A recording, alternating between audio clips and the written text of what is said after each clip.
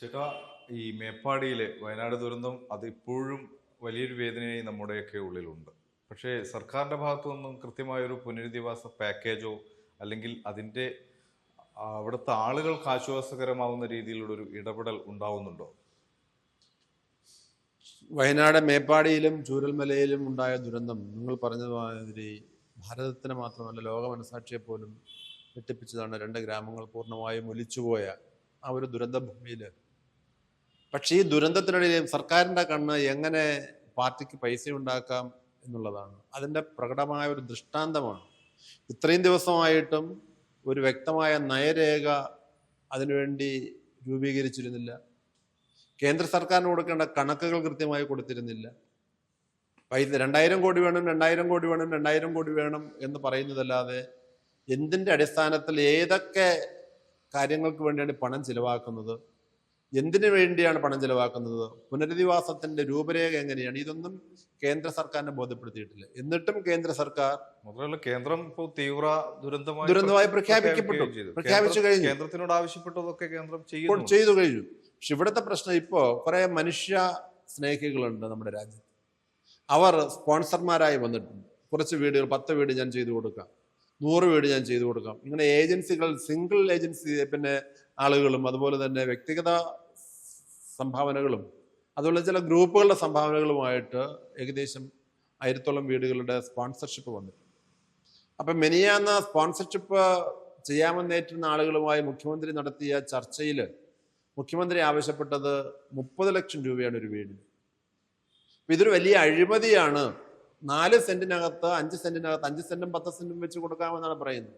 ഭൂമിയുടെ വിലയുടെ അടിസ്ഥാനത്തിൽ നോക്കിയിട്ട്, മാർക്കറ്റ് വില അടിസ്ഥാനത്തിൽ 5 സെന്റ് 10 സെന്റ്, അത് തന്നെ ഒരു അപകടമാണ്. കാരണം ചൂരൽമലയിൽ 2 ഏക്കറും 3 ഏക്കറും കൃഷി ചെയ്ത് ജീവിച്ചിരുന്ന ആളുകൾക്ക് 5 സെന്റിൽ കൊണ്ട് ഒതുക്കുമ്പോൾ അവർക്ക് അവരുടെ ഉപജീവനം മുട്ടുകയാണ്.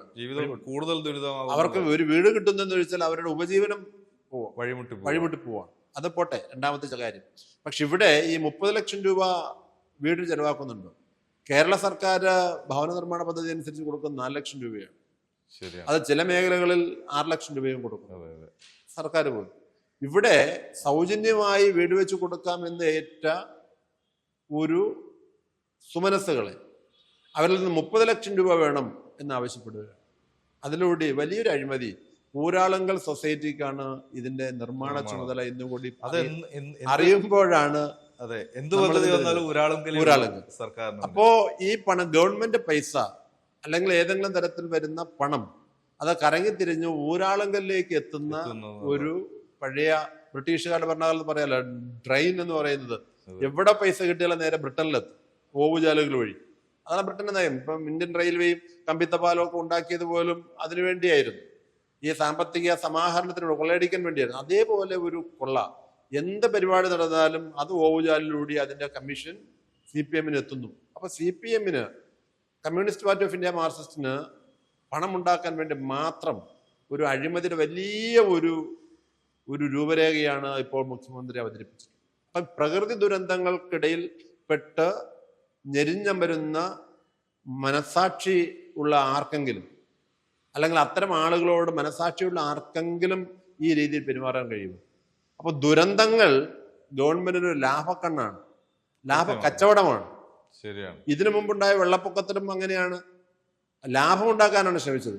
അപ്പം ദുരന്തങ്ങൾ നമ്മൾ ഈ ഒരു 10 വർഷം എടുത്തു കഴിഞ്ഞാൽ ഉണ്ടായ ഉരുൾപൊട്ടൽ, ആ രീതിയിലുള്ള ദുരന്തങ്ങളുടെ ഉള്ളിലേക്ക് കൂടുതൽ പരിശോധനകൾ നടത്തിയാൽ അന്ന് പല വാഗ്ദാനങ്ങൾ നൽകിയിട്ടുണ്ടെങ്കിൽ പോലും അതൊന്നും ഇപ്പോഴും നടപ്പിലാക്കിയിട്ടില്ല എന്നത് തന്നെയല്ലേ യാഥാർത്ഥ്യം? തീർച്ചയായിട്ടും. ആ വെള്ളപ്പൊക്കത്തിൽ നാശം സംഭവിച്ചവർക്ക് അന്ന് പ്രഖ്യാപിച്ച ഒരു ധനസഹായവും കൊടുക്കുകയോ അതിന്റെ പുനരധിവാസം കൃത്യമായി നൽകുകയോ ചെയ്തിട്ടില്ല. എന്തിനേറെ പറയുന്നു, ഇതുവരെ ഗവൺമെന്റ് പറഞ്ഞിട്ടുള്ള ഏതെങ്കിലും ഒരു കാര്യം, പുനരധിവാസവുമായി ബന്ധപ്പെട്ട ഏതെങ്കിലും ഒരു കാര്യം ഭംഗിയായി നടത്താൻ തയ്യാറായിട്ടില്ല. വയനാട്, ഈ ചൂരൽമലയിലും മേപ്പാടിയിലുണ്ടായ ദുരന്തത്തിന്റെ ഗുണഭോക്താക്കളെ ശരിയാവണ്ണം മാനദണ്ഡങ്ങൾ അനുസരിച്ച് തിരഞ്ഞെടുത്ത ഒരു ലിസ്റ്റ് പോലും ഇതുവരെയായിട്ട് കയ്യിലില്ല. ഇന്നും മുഖ്യമന്ത്രി ഈ സ്പോൺസർമാരുമായി ചർച്ച നടത്തുകയാണ്. ഈ ചർച്ച നടത്തുന്ന അവസരത്തിൽ പോലും ഗുണഭോക്താക്കളുടെ ഒരു ലിസ്റ്റ് അവർ തയ്യാറാക്കിയിട്ടില്ല. ആരാണ് മുൻഗണനാ പ്രകാരം വരേണ്ടത്? 10 പേര് വരെ മരിച്ച കുടുംബങ്ങളുണ്ട്, 5 പേര് മരിച്ച കുടുംബങ്ങളുണ്ട്, അവകാശങ്ങളില്ലാതെ കുറ്റിയേറ്റ് പോയ കുടുംബങ്ങളുണ്ട്. അപ്പൊ ഇത് എങ്ങനെയാണ് കൈകാര്യം ചെയ്യേണ്ടത്? ഏത് രീതിയിലാണ് ഇത് കൈകാര്യം ചെയ്യേണ്ടത്? പക്ഷെ ഇതൊന്നും അല്ല ലക്ഷ്യം. ലക്ഷ്യം പണം കൊള്ളയടിക്കുക.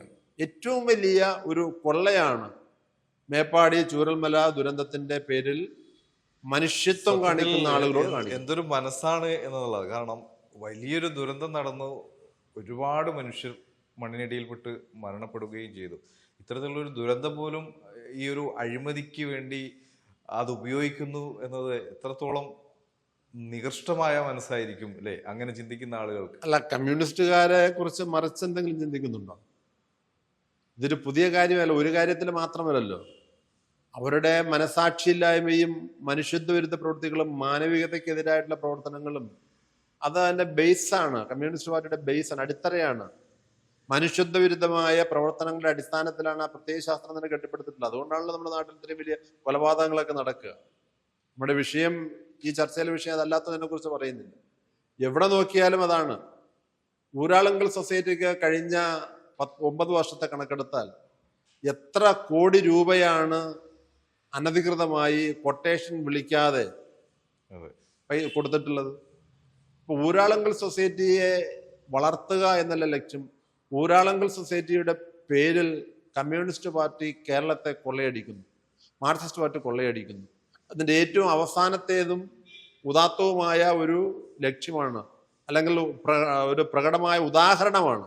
ഉദാത്തം എന്ന് പറയാൻ പാടില്ല, പ്രകടമായ ഒരു കാര്യമാണ് ഇപ്പോൾ ചൂരൽമലയിലെ ഭവനരഹിതരായവർക്ക് വീട് വെച്ചു കൊടുക്കാനുള്ള സുമനസ്സുകളുടെ സ്പോൺസർമാര് ഈ രീതിയിൽ 30 ലക്ഷം രൂപ വേണം എന്ന് പറയുന്നു. 30 ലക്ഷം രൂപയ്ക്ക് വീട് വെച്ചു കൊടുത്താൽ നല്ലതല്ലേ? നല്ലതാണ്, നല്ല വീടായിക്കോട്ടെ, നഷ്ടപ്പെട്ടവർക്ക് നല്ല വീട് കൊടുക്കട്ടെ. പക്ഷേ ഈ 30 ലക്ഷം രൂപയും അവിടെ ചിലവാകുന്നുണ്ടോ? 15 ലക്ഷം രൂപ പോലും അവിടെ ചിലവാകാൻ സാധ്യത. കാരണം ഇതിന്റെ പ്ലാനൊക്കെ തയ്യാറാക്കി വരുമ്പോൾ സർക്കാർ ഏജൻസികൾ തയ്യാറാക്കുന്ന പ്ലാൻ അനുസരിച്ച് ഒരു 450, 500 അല്ലെങ്കിൽ 600 സ്ക്വയർ ഫീറ്റ് മാക്സിമം വരുമ്പോൾ 750 സ്ക്വയർ ഫീറ്റ് വീട് വെച്ച് കൊടുക്കുമ്പോൾ സ്ക്വയർ ഫീറ്റിന് 2000 രൂപ വെച്ച് നമ്മുടെ നാട്ടിൽ ഇഷ്ടംമാതിരി ആളുകളെ കിട്ടും പണി ചെയ്യാൻ. എന്നാൽ പോലും എത്ര രൂപയായി?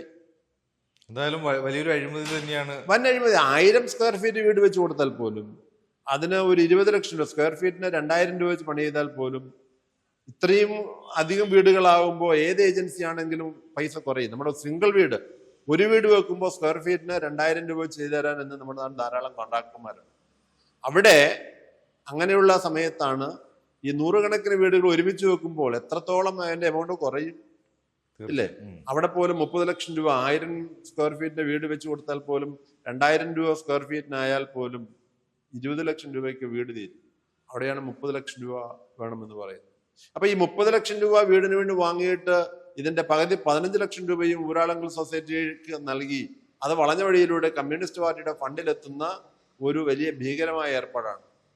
ഏത് കച്ചവടത്തിലും ഒരു ഗൂഢതന്ത്രമാണ്. കേരളത്തിൽ നടക്കുന്ന ഏത് ഇടപാടുകളുടെ പുറകിലും മിസ്റ്റർ 40% എന്നാരെ വിളിച്ചുണ്ടല്ലോ, അത് 40% കമ്മീഷൻ. അങ്ങനെ ഒരു അപരനാമത്തിലേക്ക്, മിസ്റ്റർ 40% എന്ന ഒരു അപരനാമത്തിലേക്ക് നമ്മുടെ പിണറായി വിജയൻ വരുന്നു എന്നുള്ളതാണ് ഈ വർത്തമാനകാല ദുരന്ത യാഥാർത്ഥ്യം നമ്മുടെ മുമ്പിൽ കാണിച്ചു തരുന്നത്.